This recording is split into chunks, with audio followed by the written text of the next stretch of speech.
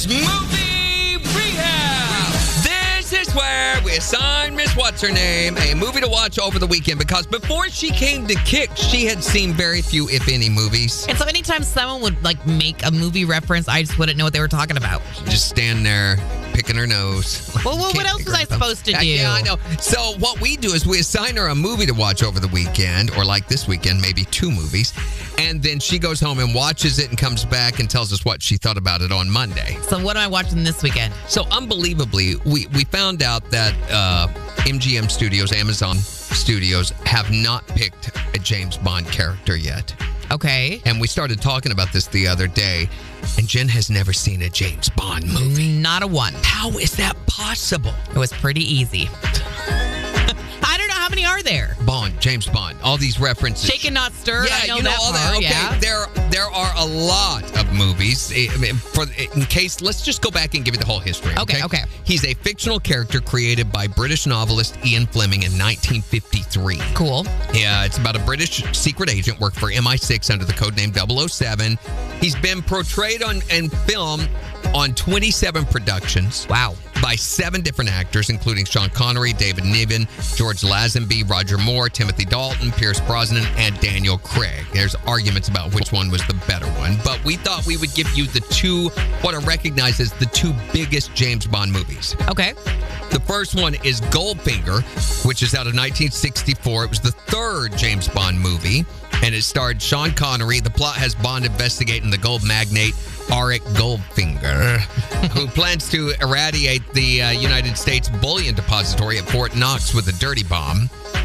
Okay, that's one. And then the other is Casino Royale. That one was from 2006 and was the 21st movie. It stars Daniel Craig, and it's about James Bond on a mission to bankrupt the terrorism financier Le Chiffre, played by Ian Mickelson, and in a high-stake poker game at the Casino Royale in Montenegro. You're nailing these words. Thank you. You're great. Goldfinger's rated PG. Casino Royale's PG-13, but unfortunately, your greedy streaming services will charge you to watch any of them. The cheapest, oh man, yeah, is $2.99 for each of them on Prime Video if you want to watch along with Jen. So family-friendly, probably not. Then discretion. Yeah, it depends on how you raise your kids, I guess. PG-13. Okay. So they'll be bored anyway. They don't want to watch it. Okay, so Goldfinger, and then the other one was Casino Royale. Okay, so those are the 2 that I'm going to watch this weekend, and then I will come back on Monday, rank them 1 to 10, and let you know what I thought about them. Jen's Movie Rehab. This is where we assign What's-Her-Name over there a movie to watch over the weekend, because before she had come to Kick, she had seen very few movies. And so anytime someone would reference a movie, I wouldn't get it. I wouldn't know what they were talking about. So that's why on Fridays we assign her a movie to go home and watch, and then she comes back on Monday and tells us what she thought about it. It's my rehabilitation process. So this weekend we assigned her, we decided to foray off into the James Bond franchise. She's never seen a James Bond movie, unbelievably. So I got to watch Goldfinger with Sean Connery and then Casino Royale with Daniel Craig, which are recognized as the 2 biggest James Bond movies. And Goldfinger, out of the 2, was my favorite. I thought it was so good, from just the music to, I like the way that Sean Connery portrayed James Bond. It was a little bit campy, yes, but he was almost superhero-esque, almost more than human, if you will. And I thought it was really cool. He's the definitive spy. Yeah. Yeah, for sure.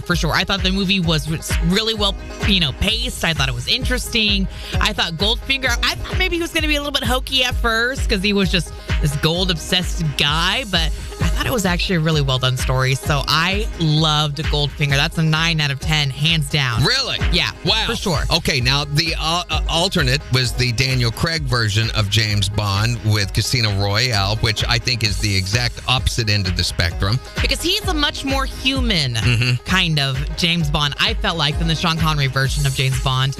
And you get to see him in a much more vulnerable state, I guess. He's much more human, like I said. That's just a good way to describe it. But the movie starts out and it's very kind of almost film noir, and it's interesting and kind of gritty, and you're like, okay, this is setting up to be really cool. And then it just kind of drags and keeps going and keeps going and keeps going and keeps going. And by the end of it, I was like, okay, like I'm bored. I'm over it. Daniel Craig is fine. The torture scene was awful. Yeah. When they started cutting out the bottom of the chair, I was like, no.